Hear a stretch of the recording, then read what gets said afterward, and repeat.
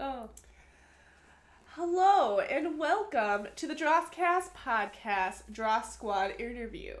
I sound like death because I am sick, so ignore my voice or pretend that I sound differently.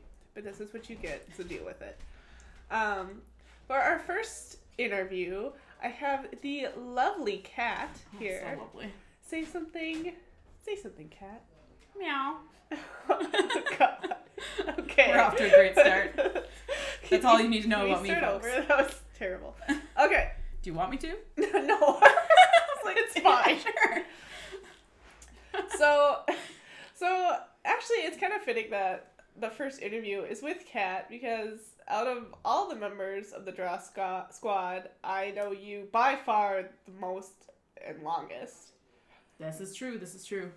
So I guess explain to the lovely people how we know each other.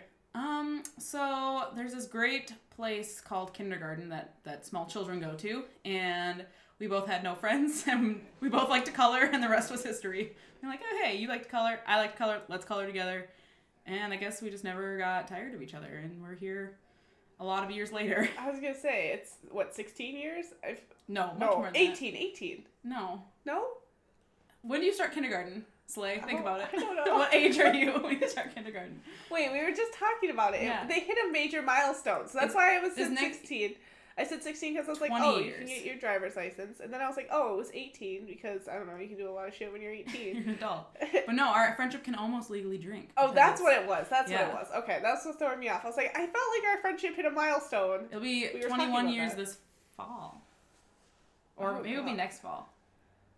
I don't know. Either way. Too long. Yeah, decades. That's all that matters. But I feel like that's kind of crazy if you think about it. Like, how many people could say they've been friends with somebody for 21 years? Not that many. Like, just based on how people change over time, usually you would get sick of somebody after a while because, like, personalities change and you just become a different person as you grow up. But I felt like that was never really an issue. No, we never moved away, so that's a big one that people, like, move to new places. They kind of lose touch with people. And then I guess the only, like, point in time that we were really far apart was college, but that was only, a few years, and it wasn't like we were that far, only a couple hours. Well, that was something I wanted to bring up, too, was your college experience, because that was probably, when you went off to college, I stayed local. Mm-hmm. You went about 3 hours away, so we didn't chat a whole lot, but I still felt like we were, like, I visited you guys all the time. Yeah. I think it was more so, like, at the point that I went to college, we've been friends so long already that it's not like, we don't have to talk every day to, like, be friends. It's not like we're, like, trying to win each other over. Like, we're like, all right, you're stuck with me now, so. I think that stage was well behind us at that time. Yeah, I think you were still dropping yourself on your head in the monkey bars when we were still trying that, so. Oh, God. That was you trying to win me over. Look what I can do. I think, Sorry. Breathe. I think, really we didn't lose touch in college. I guess we hung out less because I was further away, but now that I moved back closer to home, now we live 7 minutes apart and you see me every day, so. Right. Yeah, we now live 7 minutes apart, and that's why we kind of decided to do this whole podcast, was because we were hanging out all the time anyways, and we thought, why not make it productive, right? Let other people listen to our rambles. Well, we're already doing it. That's true. So, since we're on the topic of college, why don't you chat about that for a little bit? So, like, what did you go to school for? What kind of happened with that? I went to school. Well, actually, when I started college, my major was anthropology because I was going to be a museum curator and play with all the ancient artifacts. I got, I want to say a full semester in, but I had decided well before the first semester was over that wasn't going to work out because I got into my first few. So when did you decide that was going to be your career? Like, when were you like, I want to be a museum curator? I think ever since I found out it existed. Like, I know growing up I wanted to be an architect for a long time, but because I have always loved ancient history particularly, I think just the thought of being able to interact with the artifacts and that history is so fascinating. And I do still think it's fascinating.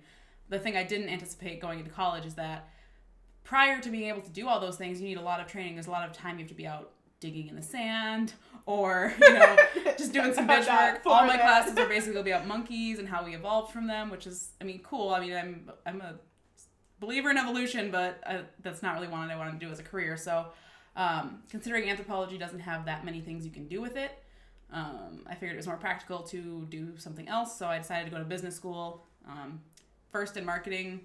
And then I guess, I don't know, I figured I was like, oh, I'm minor in accounting. That's a useful thing to know.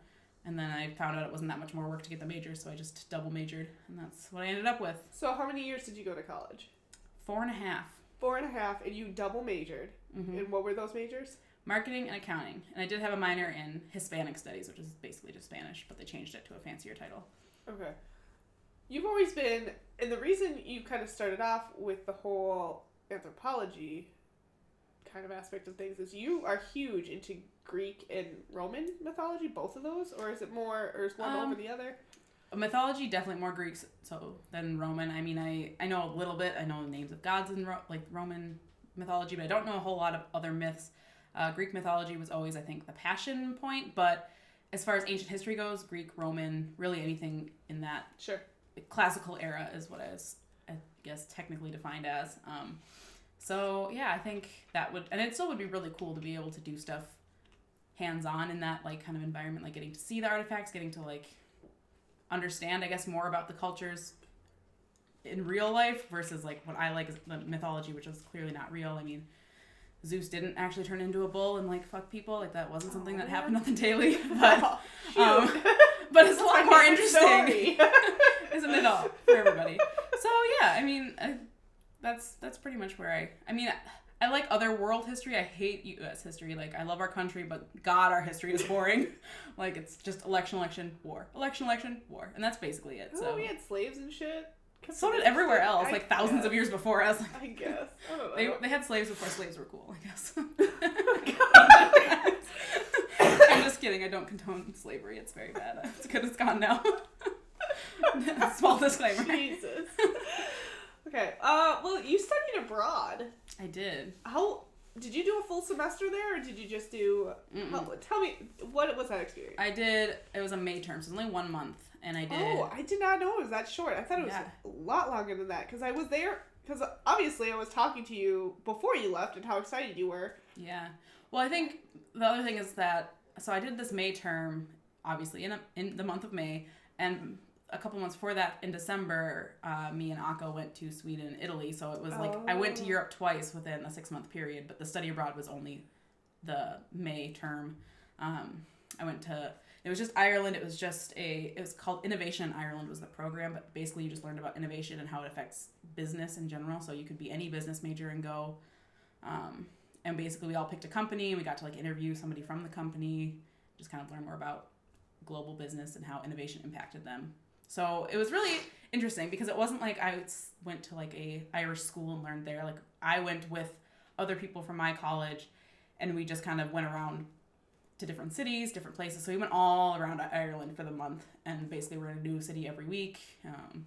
Got to do new things every weekend, and just learn along the way, I guess. You had free time, right? You had downtime? Oh, yeah. A bit of it? Yeah. Oh, yeah, we were at the Irish pubs, like, every night. Like, let's be real here. We had a lot of free time. We had, like, sometimes there was days where we could kind of choose between, like, those of you that want to go, to the Blarney Castle, you could do that, or you could just stay and shop around town or whatever. So we had quite a lot of downtime. I guess the most structured parts of our day were really if we were on a bus going somewhere, or just if we were going to like a company or a business or something to learn, like watch a presentation, basically. Sure. So you got your nose ring there, right? I did, yes. That was the edgiest I ever got in college was getting my nose pierced in a foreign country. Well, I mean, some people get like tattoos. A girl I went with got like a half sleeve. Oh my god. Yeah. Well, what was it? It was just like a floral pattern, and it was just like it wasn't in color. It was just like black ink, so it was pretty simple as far as half sleeves go. It good? Yeah, it was really good. Cool. And she got it done at the same place I got my nose pierced, so like we went together. And one other girl got her nose pierced as well.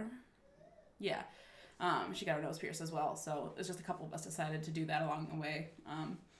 I think I always liked the idea of a nose piercing, but I was always afraid of doing it. But I think just when I travel in general, I get more adventurous, and I was like, fuck it. I can always pull it out if I hate it. It'll close up. So, and I mean, 4 years later, I still have the nose ring, so I guess it's okay. That's cool. I didn't know that girl you knew got a Yeah, it was sleep there. That's pretty legit. Yeah, it was pretty, and I felt so dumb because I feel like I was the bigger baby, like as far as nerves go leading up to it, just because I'm not really good with needles. The actual piercing itself took, like 10 seconds, so it wasn't bad, but leading up to it I was so nervous just because I wasn't good with needles. She had already gotten tattoos before, so for her it was like no big deal. When did you get your ears pierced? Were you like, was it like you were really little and you don't remember, or were you at an age where you remember getting your ears pierced? Yes, so I got my ears pierced twice. So I got my ears pierced when I was like in elementary school, like really young, I think like maybe like first grade or something, so I don't really remember it that well the first time. And then one time my mom went out of town, and I have this lovely allergy to nickel in jewelry, so my dad, not knowing that I had special earrings, like earrings, he was like, oh yeah, put these in. Well, when my mom was out of town, and I ended up getting an infection because it was earrings that I was allergic to, and so they broke out, so he just had me take them out because like he was like, well, I don't want it to get worse. Right. So we took the earrings out and they ended up closing up, so then I got my ears pierced a few years later, and I think it was 5th or 6th grade, so... I did not know that. Yeah, I had to get them re-pierced. So I remember the second time, but it wasn't with a needle, because it was just with one of those little guns that shoots the earring through. Right. So my nose piercing was my only piercing I ever got with an actual, like, needle. How'd they do that with it? Like, they just went 1, 2, 3 and just shoved a needle in your nose? Yeah, pretty much. Shit. The needle is like, it's like a hollow needle, so the nose ring was like on the end of it in like a little tube thing, and so they push the needle in and then they just pull it all the way through and the nose ring comes through that way. So, because it's like the first nose ring you get is like a twisted one. It's not just like a straight one because it's more secure if they have the twist on the end. So it kind of has to wrap in so that you're able to just pull it through versus trying to like maneuver it after. Screw it into your nose. Yeah. Well, my sister, when she got her nose pierced, that's what they did. They pierced it, pulled it out, and then they had to put the nose ring in. She said that was much more painful than the actual piercing itself because like it was such a fresh wound and basically like shoving something into it and twisting it around doesn't feel the best. Traumatizing. So apparently Ireland is the place to go to get your nose pierced because they just do it all in one fell swoop. I didn't know you get your ears pierced in the 6th grade though. So did they pierce it in the same spot? Obviously they can't. Yeah. They did? They did. They like re-pierced where the hole was? Because that was probably painful because of all the scar tissue from like closing up. It was. I guess I don't remember it being painful. It was so fast. It's like a stapler, you know. It's like and it's just done. I don't know. Have you ever accidentally stapled your finger? That still hurts like a fucking bitch. I have not, I guess. Oh. Is that just you? I guess that's just me. No, I have not stapled any sort of appendage, but I assume it's just a pinch. Maybe not just a pinch, though. So, speaking of accidents, you've broken one bone, right? Your arm. Correct. Upper arm or lower arm? Upper arm. Upper arm. It's right underneath the growth plate. So it was like right underneath like my shoulder area. Oh. So, and you did that at a mutual friend of ours' house. She dumped a 4-wheeler on you. Essentially. We were playing a game that we thought would be really fun. Mind you, we were in like 5th grade, right? So like we're not the most intelligent people in 5th grade. I don't know why we were like zooming around in 4-wheelers like unattended to, but whatever, we were. Oh, well, okay, so this mutual friend, we've known her since like elementary school as well. Yeah. I mean, we've known each other since kindergarten, but she probably came in like what, 3rd grade? She was 2nd grade. I became friends with her in 3rd grade, but she was in our kindergarten class, so we didn't know her, but we just didn't. Right. She apparently didn't like to color with us, so. No. Yeah, so 3rd grade is when we started actually hanging out. I don't know when you guys actually started hanging out, but. I feel like. Probably similar. Yeah, around that same time. So, she has always been a wild child. Like, like no rules at this friend's house because, like, we always went over there. It was always so much fun because we could pretty much do whatever we wanted. Her parents did not give a flying fuck. I think it's because she was the youngest, and she had, like, her older siblings were much older than her, so I think at that point they were just so relaxed with everything that they just were like, yeah, whatever, just don't kill yourselves. Which, joke's on them, we came close quite a few times. Oh, yeah. But yeah, so we were playing this game on her 4-wheeler. We decided that'd be really fun if whoever was riding on the back of the 4-wheeler shut their eyes and had to like kind of guess where we were type of thing. So like we'd zoom around for a while and see like, I don't know how our body compass was. I don't know what we thought we were doing, but well, you're young and dumb, right? Yeah. So we started going up a hill. We got halfway up and then she thought it'd be cool to just kind of roll back down because we like you could go backwards down a hill. It's no big deal. And we did that successfully. We started going back. I think she was trying to freak me out. Like, oh, we're going to go backwards. Oh, your eyes are shut. Like, as if I couldn't just open them if I was that scared. But I didn't, I guess. Joke's on you. I guess, fuck me. But we rolled, so we went to the bottom. We made it down to the bottom successfully, but then she took a hard left right after we got to the bottom, and it just tipped onto its side. And, of course, we were, like, on it, so we both kind of got slammed into the ground, and I took all the impact into my arm. And she flipped out, like she was freaking out. She's like, your parents are never gonna let me. And I instantly knew my arm was broken. I was like, I think my arm is broken. And she was like, no. She started screaming. She's like, your parents are never gonna let you come here again. And I was like, oh no, I'm just kidding. It's not broken. It feels much better now. Because she was like on a rampage. And I was like, no, I'm sorry. It's okay. It's fine. Just kidding. It fixed itself. Yeah. Well, funny story. The rest of that night, I mean, we went into her house, and I mean, she told her mom what happened, that we fell and everything. And I was just kind of like laying there, and her mom thought that like it was a pulled muscle or something, because you couldn't see, like the bone didn't come out. It was broken all the way through, but it didn't like come out or anything. It actually like stayed perfectly. Is that what they're called when it like busts through the skin? A compound fracture? You'd know better than I would. Shut up. It's the only bone not broken. It was inline break, so it was straight up and down. I'm surprised it didn't move around, considering like the next play of events, because her mom was like, oh, you probably just pulled a muscle. You should probably move it around to loosen up the muscle. So, 10-year-old or however old you are in 5th grade me was like, okay, cool. And I hoisted my arm up onto like my knee, essentially. Like I was sitting on the ground, just kind of trying to hoist it. And once I did that, I realized I could not move. I was like, I'm stuck here. And I started crying. It hurt so bad. They had to call my mom, and literally the adults had to pick me up out of that position. And my arm was still like kind of awkwardly floating until they got me into the car. And then we went and got x-rayed the next day, and it was broken. But I didn't have to have a cast. You slept on it? Like you went to bed? Well, maybe it was that night. I feel like it was the next morning, but maybe it was that night. I don't know. Because that would be hard to sleep on a broken arm. Well, I never got a cast, so I did sleep on a broken arm for... You never got that shit... Oh, what the fuck? No, because it was so like close to my shoulder that in order to put a cast on it, they would have to put a cast around my entire upper body. Oh. And since it was an inline break, they were like, well, we don't want... Like, you don't need it because your bone is straight up and down. It will heal as long as you don't fuck it up, basically. Right. Which I think is a pretty bold move for somebody that's in 5th grade to tell them, like, don't fucking move wrong. Like, I guess I didn't think anything of it at the time, but looking back, I was like, they, like, were fucking lucky fuck up my arm where I needed, like, surgery or something after that. But, yeah, no, it healed. I was just in a sling for... Well, now that I'm thinking about it, for every bone that I've broken, I've never had a cast. Oh, weird. Now that I'm thinking about it. Is that, like, not, like, I feel like you're supposed to get, like, broken bone equals cast. But I guess not. Well, I always thought that was weird, too, because, like... In high school, I felt like anytime somebody got a broken bone, they'd, like, wheel around with a cast. And then, like, oh, I got my broken bones. Nothing. Yeah. Like, oh, I don't know. Walk it out. I guess it really depends on, like, the part of the body it is, I guess. Because I think if you ever break bones in your lower arm, they almost always cast it. Like, if it's between your elbow and your hand. Yeah. But I think with since the upper arm, you would have to cast around the entire body. I think unless you really need it, they don't want to have to do that because it's really hard to like wear clothes and all that kind of jazz. B, I'm sure it's terribly uncomfortable to be casted all the way around your upper body. Like that would suck balls. Like how bathe? How would you shower? I guess you just don't. That'd be disgusting. I guess you put like I guess I don't know because then you have a cast on your arm. They always say just like put it in a plastic bag or whatever. But if it's around your whole upper body, like. You could put a garbage bag around your whole upper body, but then you're going to suffocate, so I don't know that would be the same. I told you about my fear with that plastic bag thing, right? No. So when I was a kid, my mom told me don't put a plastic bag on your head because you'll die. Right. I thought, now that I'm older, I obviously know it's because, like, you can get it trapped around your head, and then you can suffocate because you're not getting air. Right. I thought you literally put it on your head and you just fall over dead. Just instant death? So I was always terrified of the concept of putting anything over my head. Oh my gosh. Because I thought I would just die immediately.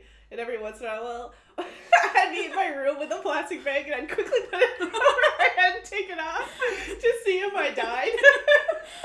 First of all, okay, I have 2 comments on this.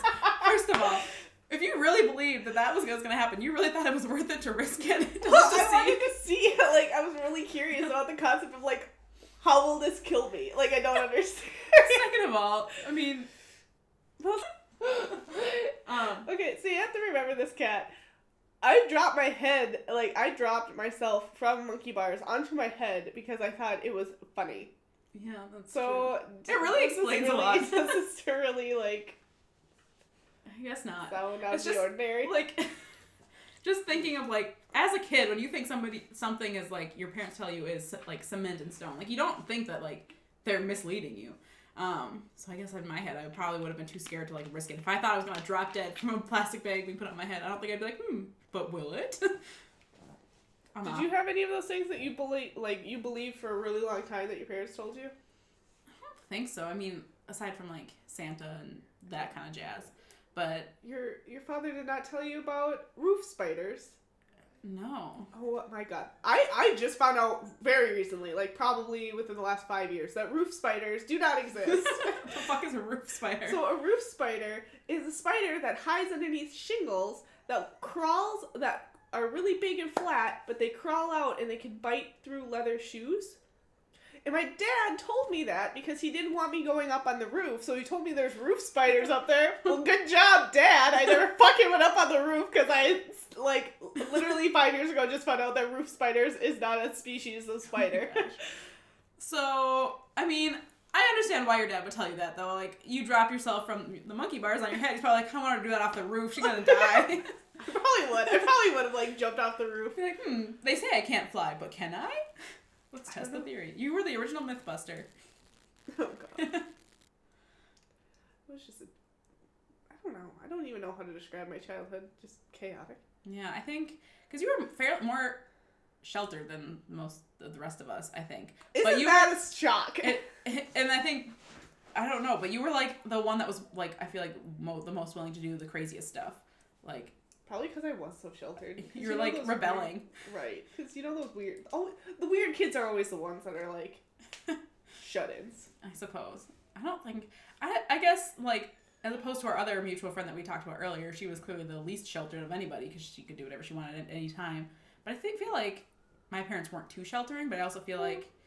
I mean, in some ways, I guess, but... I mean, I always liked going to your house as a kid because I could always listen to explicit music. Yeah, we also listen to fucking Kids Bop. We had to listen to Radio Disney and Kids Bop at my house, and then I could go over to Kat's house and finally listen to, like, Fergie. I was so excited about that. Something that probably had to do with is because I was the youngest in my family, so, like, I already had older siblings, so, like, I got exposed to what they were kind of interested in, and in your family, you were the oldest, so, like, I was the oldest. I feel like you were probably more sheltered than your sister was, just because of that. Like, I feel like... well, I suppose. Well, yeah, because my sister ended up getting into things that I was into, and I was older, so I was into older things. So, yeah. I mean, you're not going to make a 14-year-old listen to Kids Bop. Yeah. And I really think it meant, like, I feel like I watched and listened to a lot of things that could be taken as adult content as a smaller child, and I didn't take it that way. Like, I was talking to Aqua the other day about, like, he thought it was so weird that I watched so many horror movies as, like, a child. Like, I watched, like, The Exorcist with my mom, or, like, Rosemary's Baby, like, you know, the classics. Yeah.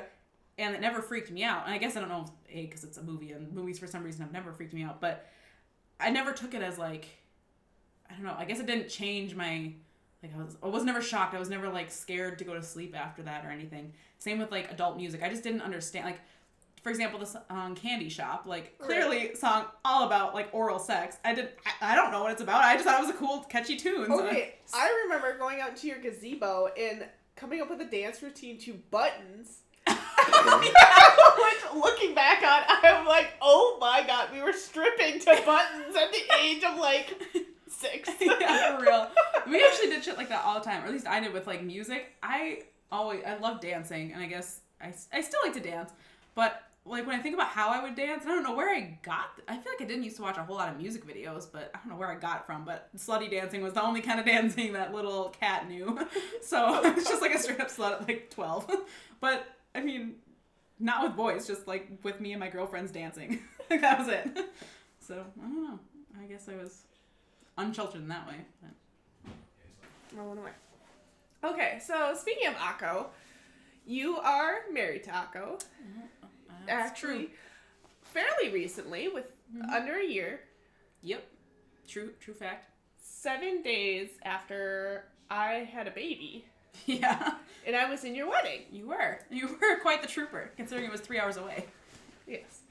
So, how did you meet your wonderful husband? We met in high school. One of his best friends was dating one of my best friends, and we all went to a beach together to like hang out. And we met there and started texting as 16-year-olds do. And shortly after, he asked if I wanted to go out with him, and I was like, oh, sure, why not? So we actually started dating, quote unquote, like 7 days after meeting each other. But we were probably one of the slowest progressing. I mean, we didn't even kiss for like 3 months. So like, as much as we were dating, was it just because you guys fast. didn't? Did you guys hang out a whole lot? Because you guys lived in different. Because you guys lived in different towns, though. Like, it wasn't. You were high school sweethearts, but you guys went to different schools. Right. We were in neighboring towns, but we hung out all the time, especially because we started dating in the summer. So the rest of the summer, we hung out multiple times a week.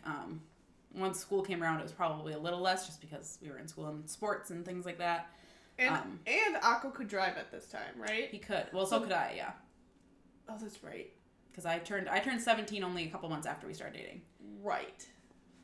Because that, I feel like, also makes a big difference. Oh, yeah. Because if I had to be like, Mom, Dad, drive me over, they'd Can probably be like, you take me over to my boyfriend's house? And yeah, they would be like, no.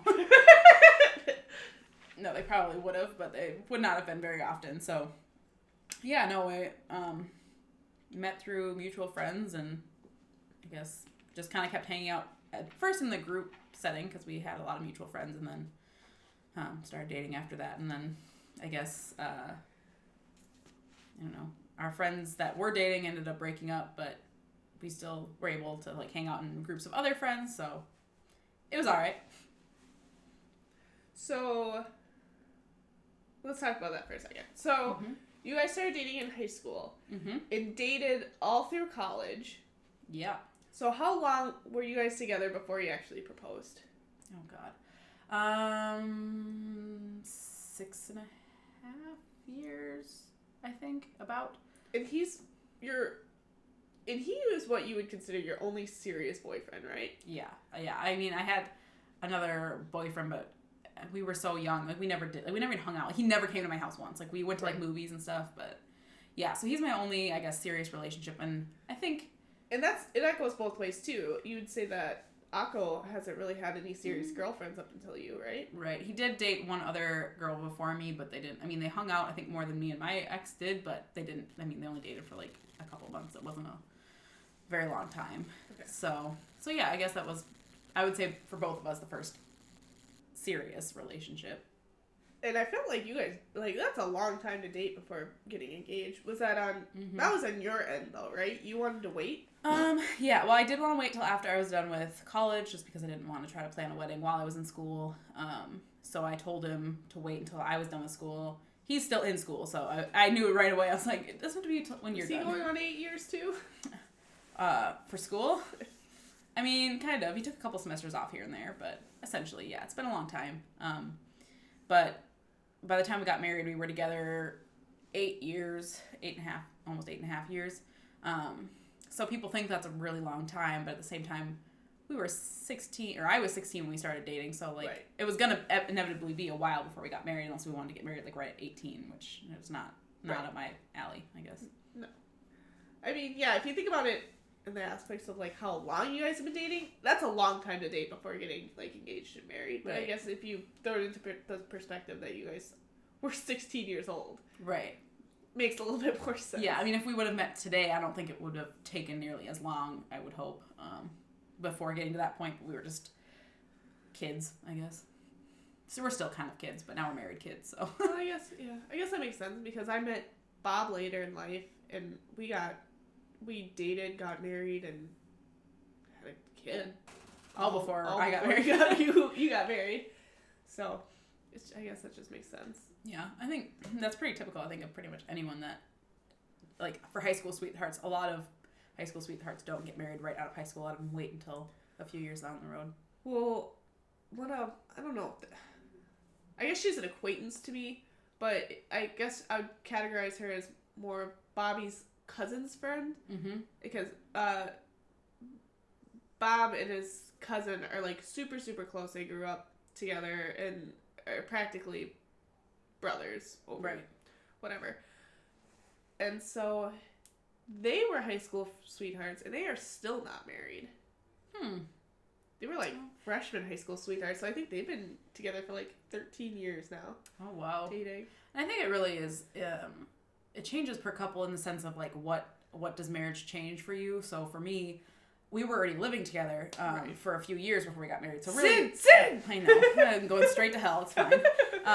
But nothing was going to change aside from my last name because we didn't want to have kids while I was still in school anyways. So there was really no need to be married at that point, I guess. And then after I finished school, I just figured like, that's just kind of the next step was we should probably eventually get married and make it official. But even still, all that has changed is my last name to this point because we don't have kids yet.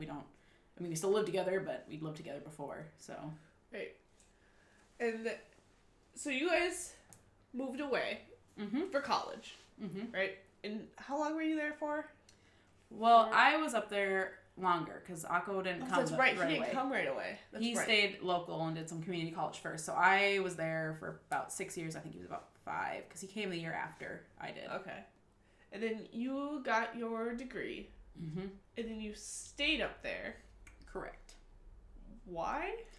We both loved the city that we were going to school in, and it was still due to this day, so we really wanted to kind of make that our forever home.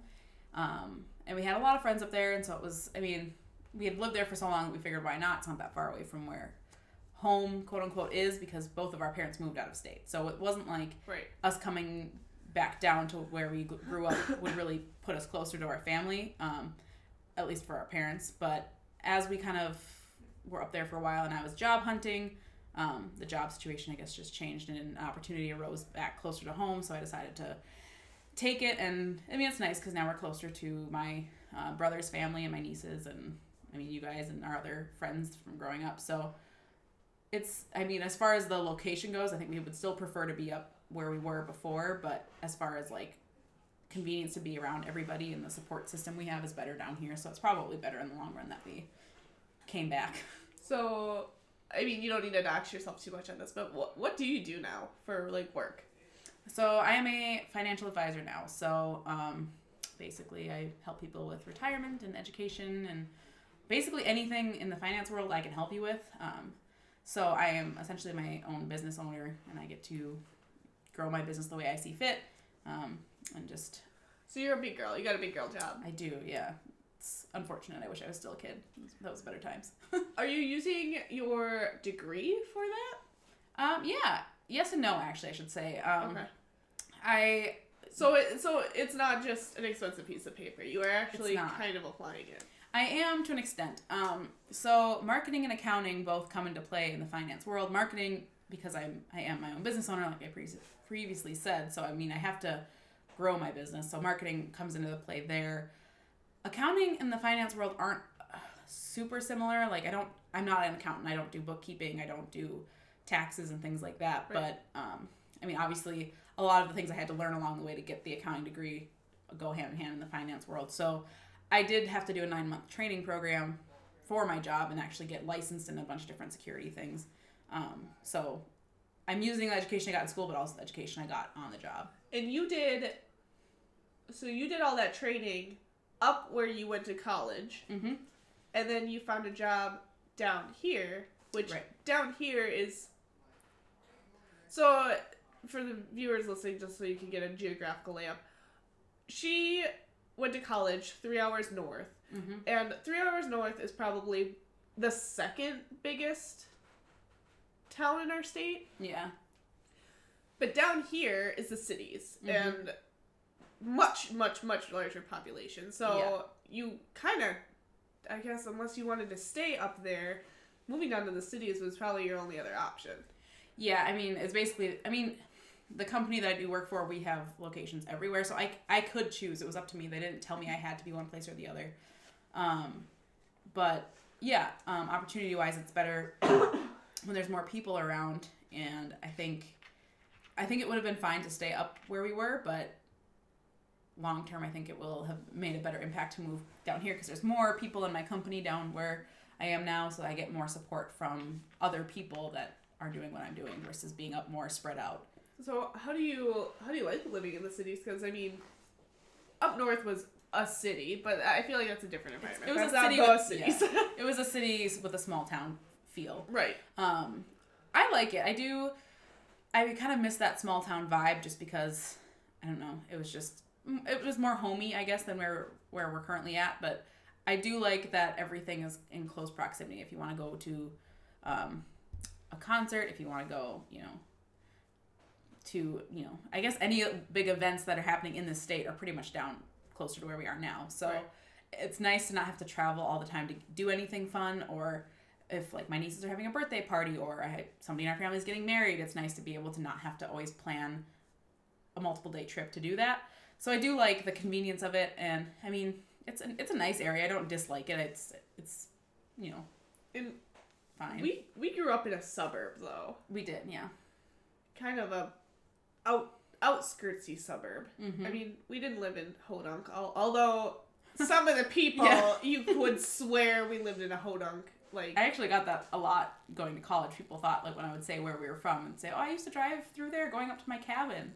Like, that's what we were known for from people that were closer to the bigger city. We drive up through there on our way to the cabin. Yeah. Oh, because we weren't... we were about an hour from the big city. Right. So... I guess. I just... Like, it was mind-blowing the fact that, like, people would drive tractors to school, but I felt like that was more for show. We were not a farming town by any means. We were not rural. No. So the fact that we had hodunky farm kids kind of blew my mind. Yeah, I guess the way I grew up, my dad was in, like, a rock and roll band, obviously before I came along, but growing up he was in a rock and roll band, and my mom has never been, I guess, she's always kind of lived in the city, so... My family, like, we do not listen to country music. Like, I guess no shade to the rest of you that like that, but I would rather watch paint dry than have to listen to country music.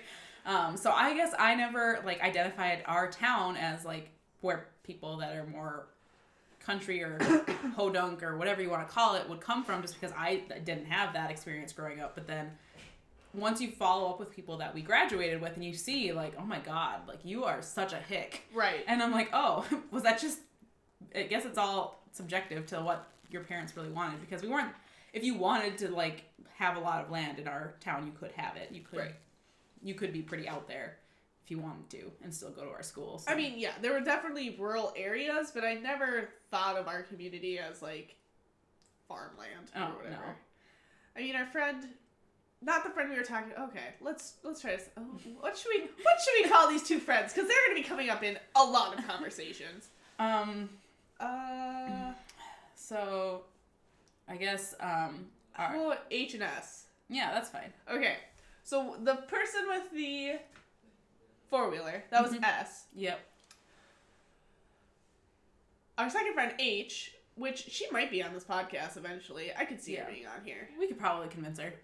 So, H, she would fall a little bit more along the lines of being kind of hicky, because she lives on quite a few acres, and they like to hunt, and they like to fish, and they like to do all that stuff, which I guess, I don't know. I ain't about it. No, neither. That's a different lifestyle. I think, in her case, though, her husband also really enjoys that, so that kind of amplified it a lot more once she was with him. I think prior to that, like when she was in college, prior to meeting him, I don't think she was really into all that. Like, she would fish at her cabin and stuff like that. She was a cabin girl. Yeah. But... So she's definitely always been outdoorsy. I think that the country side of her came out more when she got with her husband. Well, yeah, I'd agree with that. I mean, I think in any relationship you're in for a long period of time, you're gonna pull things out of each other that they might not be as into if it wasn't for the other. For example, Akko loves Pokemon, which I'm sure you'll hear at some point. Oh. And that I am now forever, like, we play Pokemon Go, we have Pokemon cards hanging on our walls, like, that's just life now. I probably wouldn't have been that into it if not for him, but what the hey. Well, Bob would have never known about anime if it wasn't. That's true. He would have never realized turned him into a weeb. He would have never realized that was a thing if it wasn't for me. That's true. Oh, God.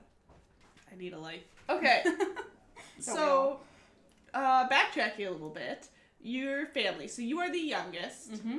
And you kind of have I don't know, I feel like I never thought about it growing up because obviously you were my first friend. Mm-hmm. And so I only knew my family, and then I knew your family. Right. That was the order of like, me branching out. And so I never thought of your family as being, like, different because I just grew up with it. Right. But now that I'm looking back on it, you kind of had a different family. Yeah, we had, I mean, it's a lot easier to explain now than when you're a kid, because it's kind of hard Right. for kids to wrap their head around, but basically it's just a year's mine and ours. My parents both had a previous marriage, had a kid in that previous marriage, both got divorced, and then got married and had me. So I have essentially 2 half-siblings, but we all essentially grew up in my parents' house just because of the situation with both of their parents. Kind of led it to be where they were primarily, I mean, they would visit their other parent, but they were primarily in the same house as me. So even though by blood we're not full siblings, like, we're full siblings. We grew up together. We did all the same stuff together. So it's just a little weird when, you know, I would have to say things like, oh, well, my sister's mom or my brother's dad, or some people are like, what? Like, when you... So it was, so you were the youngest, Mm-hmm. and then it's your sister, Mm-hmm. and then it's your brother. Mm-hmm. And your sister came from your dad's previous marriage, and Yep. your brother came from your mother's previous marriage. Yes. Gotcha. And your sister now lives out of state, though. Mm-hmm. Your brother's local, though, and you hang out with your brother more, I felt like, Yeah. now than you did growing... Because before, you and your sister were super, super close. Yeah. Your sister, like, came over to my house, and she babysat, and you would come with her. And we would torment and we would torment the hell out of her. Oh, God. But now I feel like you're really close with your brother now, where I felt like growing up, you guys weren't super close. Yeah, I think that was more to do with age, just because we were 8 years apart. So Right. when he's 16, I'm 8. A 16-year-old boy doesn't want anything to do with his 8-year-old sister. We didn't have, like, any common interests. Aside from, I did learn a fact last night that I thought was interesting, is that apparently he was the first person to show me Xena the Warrior Princess TV show, which I didn't know. I thought it was my mom, because I remember watching it with her. He's like, no, you guys only watch that because I started watching it. No, and I was no. like, well, thank you. You have forever altered my life. So that was kind of interesting. But yeah, no, we didn't hang out growing up. And really, even in adulthood, didn't start really hanging out until he had my first niece, just because I really wanted to get to know her. So I spent a lot more time over at his place. And a lot of times he wasn't even there. It would be like me and my now sister-in-law, because he was working a lot. And so I would just hang out with her and my niece. So I think that really brought us together. And now, like, we hang out all the time. Like, we have game nights. We, you know, because we're not far away from each other, so it's easy to do. And then I get to see the little ones, and so it's a good time. I think my sister and I are still close, but because she lives out of state, we just don't get to see each other too often. Right. And her job kind of prevents her from coming to visit, too. Yeah, she's got, it kind of depends on the month, but most months, like, she doesn't have, like, weekends, so to speak. Like, she'll have a day off here and there, but she works pretty much all the time. So her and her husband don't get to visit too often, but I mean, I think that's only really, I mean, it's pretty short term until she finishes her residency, and then she'll be able to just kind of, I think, be a little more lenient with her schedule. Sure. How long are we going, does it say? Yep. Right there. Oh, okay. Oh, make good time. Yeah. So you brought this up, so I obviously have to bring this up, because I feel like this has shaped who you are. Yeah, it has. So, you brought up a certain TV show. I did. And you said your brother showed it to you.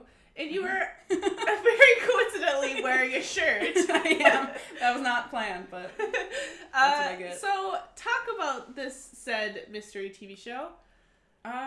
Yeah. So, if you were alive in the 90s and, I guess, watched any sort of TV, you probably at least heard of Hercules, The Legendary Journeys, and Xena the Warrior Princess. I was actually 2 when the show started, and watched it with my family. I don't actually remember watching, like, the very first episode. I was 2, like, come on. Right.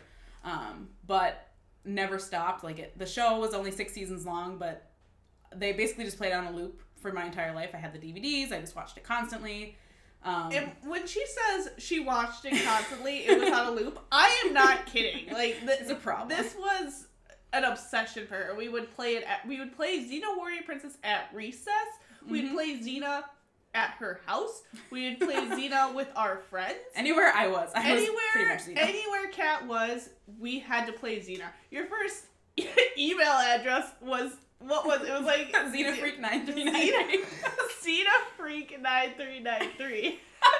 You were obsessed. Yeah. And I would like to disclaimer, when she says I was obsessed, Oh, no, past term. It's not past. Absolutely not. I How contain late it a were little you bit. last night? Last night was pretty good. I went to bed at Oh. 3. The night before I was up till 3. 7:30. So you did go to bed because you were reading fan fiction of Xena the Warrior Princess. Yeah, so here's the thing.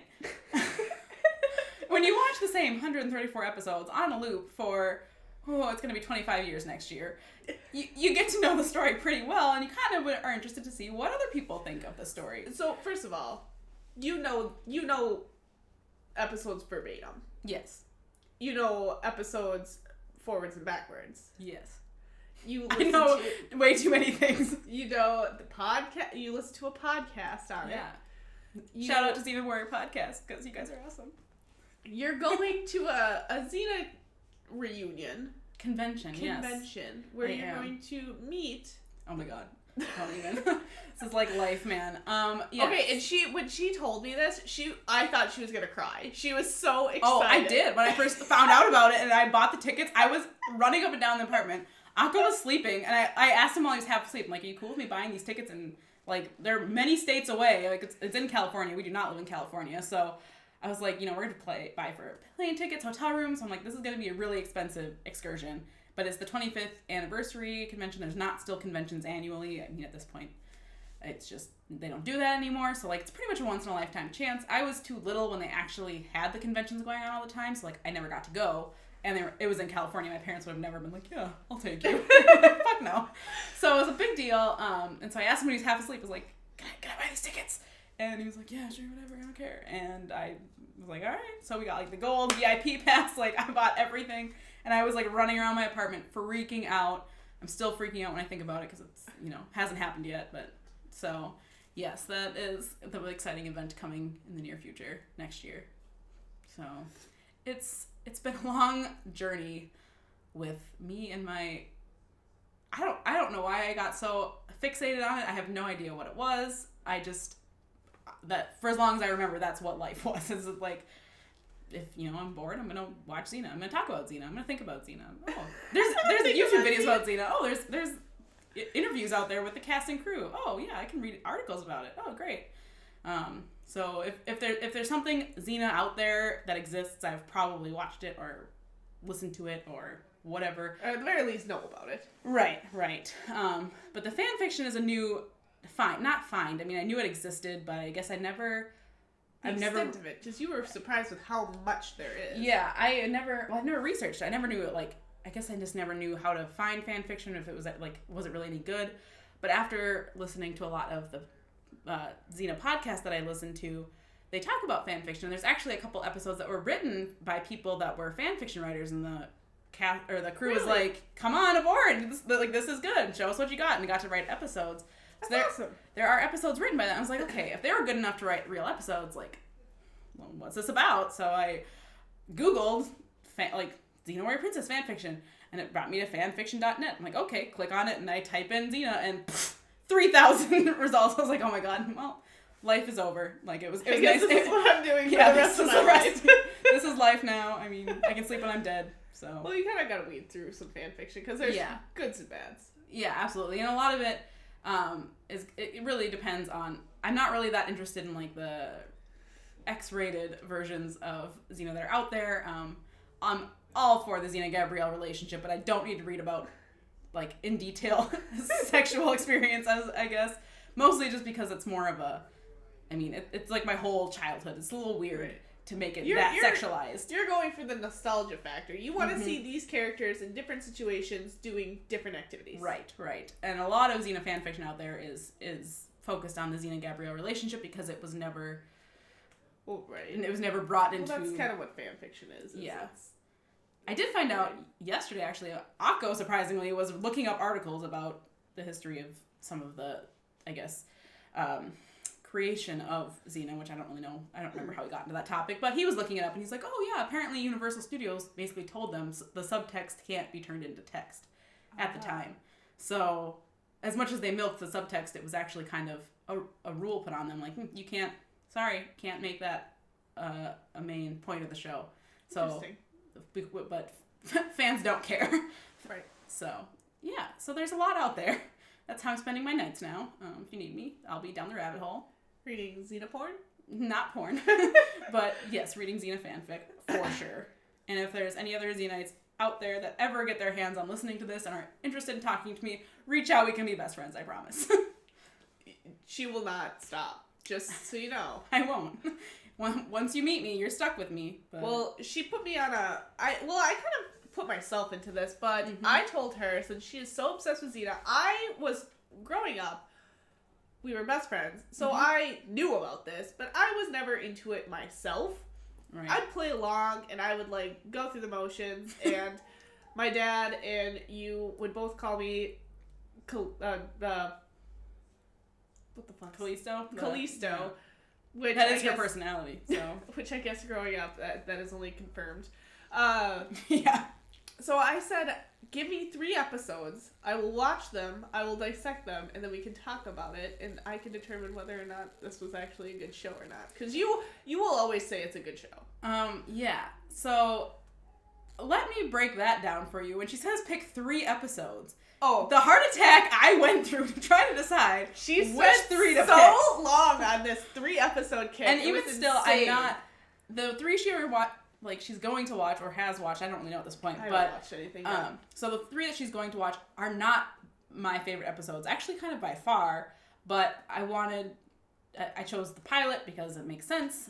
And then 2 other episodes in the first season, so that's not just jumping way ahead because it wouldn't make as much sense. The episodes that I love and hold dear to my heart, I think, are just a little bit too story heavy, where if you haven't watched up to it, wouldn't make sense. Well, that makes sense that you like those ones. The ones that have, like, emotional gravitas to them. Yes. You watched and you were invested, so it makes sense that plot heavy ones are the ones you're into. Yeah, so it was really hard for me, and it took a long time to decide, but I finally just went with it, and I guess stay tuned. You'll find out more about that in the future. So,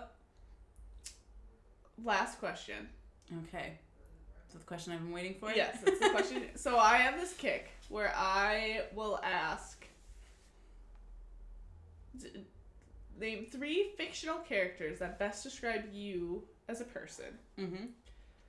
Who are they? So, I guessed she might ask this because, like she said, she has this kick she likes to ask, and it is a very interesting question. I will say, had I had more time to think about it, my answers may change, but I came up with 3 that I think, I guess, look at me from different viewpoints. Right. So the first character... What's the point of the question? It would be no surprise. Xena the Warrior Princess, and not even because, okay, I was not an evil warlord turned into a good hero. Like, that's not my story, but I think just... I mean, she essentially raised me. Like, that's just the way it is. I've been watching since I was 2. Like, I identify with that character more than anybody just because I feel like I know so much, like, ins and outs. Well, I also feel like that makes sense because you're an extremely strong-willed, independent female. Like, you, no offense, Akko, but, like, you run that household. I do, yes. And you kind of single-handedly do it. Not that Akko is a piece of shit and doesn't do anything, but you're just really, when you want something done, you go out and do it. And I feel like that was the role model you grew up with, was Xena as a strong female character. Right. And I think, and I've actually had discussions with, like, my mom in the past and talking about, like, looking into the future, saying, you know, when we talk about, like, looking for a husband even, like, you know, we had discussions about that. And she actually kind of warned me, because she's kind of in a similar way, I guess, alpha dog. And she talked to me about that because she saw that in me a lot as I was growing up, and saying, like, you know, you're not going to be one of those women that get married and get taken care of. Like, there's no way I was going to be able to be a trophy wife, and not even that I would want it, but mostly just because I personally would not be okay with it. It's just, I don't want things done for me. I want to do it myself. So as much as I'm sure Akko would love to do more for me, I think it's just more my personality is that, I don't know, it's my job to take care of me and also the people I care about. And I think that if you ever watch the show, you'll see that a lot. And that's probably why, I mean, realistically in the 90s, there's not that many women heroes out there. Right. So I think that's probably one of the things that drew me into it so much, and that's why I just stuck like glue, and here we are almost 25 years later. But for the next 2 characters, didn't have as much of an impact on the rest of my life. But first one I would pick is Hermione Granger from Harry Potter. Of course, I grew up watching Harry Potter like anybody else. Didn't get super super into it. Like, I didn't read the books. Okay, I was gonna say, did you read the books? No. I did not. I read like one of the books and then like a half of another one. So I have read a little bit of it, but was more into the movies, I guess. But the reason I pick Hermione is because I was always very studious. Like, you had the best grades of the friend group. I did. Far and away the best grades of the friend group. That just goes into my, like, I guess, headstrong type A personality. Like, I don't want to let myself fail at things, so that's just, I was too high strung to not do well in school. Right. But I think, Hermione Granger being the know-it-all, smarty pants, and I don't think I was, like, necessarily trying to rub it in people's faces, but I was definitely, like, I needed to get, I would want to say straight A's. It actually wasn't by the time I graduated high school because of all the AP classes I did not get A's in, but even still, like, challenging myself and getting good grades and just kind of enjoying growing that knowledge base. So I think that's how I would identify myself with her. And I felt like that transitioned into college too, because you always, and with your career field, because you had to do a ton of studying. I did, yes. Because you had to take a test. I had to take many tests. You were really panicked for a few of them. I remember, because we're in a Facebook group. Yeah. Talking about how you just shut yourself away and just study for hours on end. Yeah, and that was my job for a few months. So my job was to study and pass these tests. Otherwise, I couldn't do what I wanted to do. So with that much riding on it, and me being so, I guess, obsessive about, I guess, getting good grades, or at least, in that sense, I just needed to pass. I didn't need to get a good grade. It doesn't matter in the end what score you got. So I just needed to pass. But it was so much content in such a little time that I was very freaked out about not having, I guess, the ability to get it all done. Well, and that would be abnormal for you too, because you failing a test is out of the question. Like, you have never failed a test. I have in college, actually. Have you really? I have. So high school, I was very high strung about my grades. Right. In college, I was to an extent, but it would depend. Like, so when I would take fluff classes, like general classes, I did not care nearly as much. So I didn't put as much effort into them. I got 1 C in my entire life. But other than that, like, I always had B's and A's. So I was still doing well. I wasn't, like, just not going to class and failing out of them. But I wasn't as, I guess, uptight about it once I knew it wasn't something I was going to be needing in the future. Right. I was just kind of like, whatever. But yeah, so that's number 2.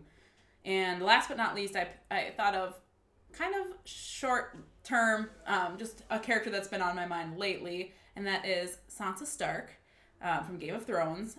We are currently watching the last season of Game of Thrones. It's airing right now, so these characters listen to our Game of Thrones podcast. yeah, you guys should hear all about it. So the reason I picked her is because I'm not an upfront mean person. I don't just go up people and, like, call them out on stuff. But I am one of the most judgy people you will ever meet. Oh my gosh. Unbelievably judgy, and I don't know. I find that endearing. Yeah. I'm not mad about it. It's just, I've always had, and I don't know, maybe that's going back to just being more of a strong, independent female, but, like, watching, like, even growing up, like, when I would watch a situation happen with, like, one of my friends and somebody else, like, there was one girl that kind of came into our friend group that everyone kind of was friends with, except for me, because I was like, this person's a piece of garbage. But if people didn't believe me, I was like, that's fine. You'll see. Like, I just had this, like, kind of underlying confidence where I didn't need to call people out on it, because I just assumed, like, it would just work out the way I thought. And it did. It did in that situation. I'm not saying I'm always right, but that time I was.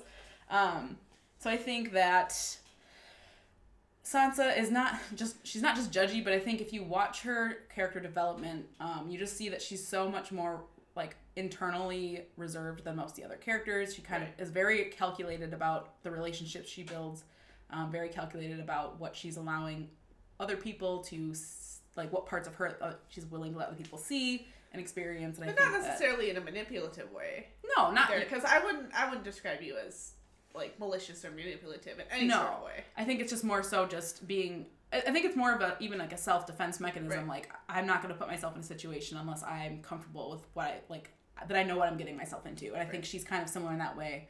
But you can still tell, like, in her scenes, she's judgy as hell. And I'm like, I feel you. Like, just watching people like, no, that's not good. I don't like that.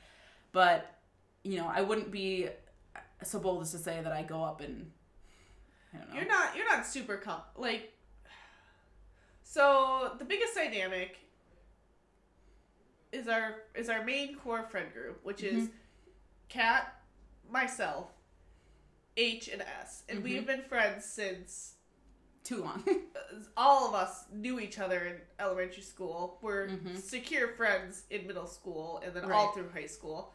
And then even into college now, we still all hang out on a semi-regular basis. Yeah. And you lived with S for a long time. I did, yes. And there were some heated moments in that. There was, yeah. And I felt like even with that, you were never super confrontational with her. No, I wasn't. And I think in that case, in a lot of cases, I'm not really a confrontational person. Like, I generally am not the one to start a fight, but I'm oftentimes... You were not the one shaking the spatula. I'm not the one shaking the spatula, but I am oftentimes the one to end a fight, so... I would agree with that. All couples fight, right? So if me and Akko are in a fight, I almost have to be careful because I can be mean and it's not what I'm trying to be. It's just that, like, when I am angry or I am in, fight mode, I basically am like, I'm right and I'm going to prove you wrong. And it doesn't really matter if I'm right, but I'm right in my head. So I think that I'm not the one to start a lot of fights. I don't go out of my way to, like, start drama or be a part of drama, but if it's presented to me, I will argue my case to the best of my ability. So I think that with S and that whole situation, it wasn't just between the two of us. It was like there was roommate problems and things along those lines. And I think with all of that, it was just more so, it wasn't going to change the situation for me to start a bunch of drama with her because it wasn't just her, it was other people involved as well. Right. And I'm sure there's things we both could have done better in that situation, but I didn't confront it until it was like something would be brought up and then I would bring up more because I'm like, okay, well, what about this and this and this? Right. So I'm one of those people that, like, I remember everything. I have a very good memory, so I will tuck it away in my arsenal, and then as soon as somebody else is like, oh, I want to start something with you, I'm like, okay, vomit all the things I've kept a hold of for the last decade. So I think... And I think that's kind of where your judgy mentality comes from, because you're not confrontational with everything, but you know what's going on. Yeah. You're observing it, and you're storing it. And that's where I think a lot of this, like, all right, you do you. Yeah. I'll sit here and watch you do this, and I think that's where a lot of it, I don't know, comes from. Yeah, I would agree. So those are my characters that I would say. I like that. It's a interesting mix, because I would say not one is really like the other between the three, which I think makes it more interesting. Because if I just picked three of the same character, that's boring. So. Well, my three aren't really that similar. Well, now you're intriguing people. You're going to have to say what your three are, or are we going to have a separate Slay interview? I haven't decided if I'm going to be interviewed or if fuck them. So, stay tuned. I know the suspense is killing you. No one gives a shit about me. They're like, oh, fuck this bitch. This whole interview, people are like, oh, okay, well, good to know this random voice that I hear once in a while about random ass shit. Hey, man. People are intrigued. Okay. Well, I don't know. Is there anything else you would like to bring up for your interview? It's your interview. We can talk about anything. I think that's pretty much covered it. I think that we've hit most of the main things about me. I don't know. I'm not that interesting of a person. Well, I also feel bad because I've known you so long. Like, everything you said, I know. Right. So it's like, what do I talk about? Like, what do people want to know? Because I already know everything. And that's why, I don't know. I'm also curious as to see how Bob's interview is going to go, because it's like, I know everything about you too. All right, husband, let me ask you these questions. So I guess we'll see. All right. Well, I think that we are good to wrap it up then. Okay. So thanks for listening to my life, and thanks to Slay for asking me about my life that she already knew about. So. Yep. So, no, that was good. All right. Well, we will see you in the next one. Stay tuned. I will be the interviewer for all of these interviews, so get used to this nasally sick voice, because this is what you're going to have to deal with. So, bye-bye. Bye-bye.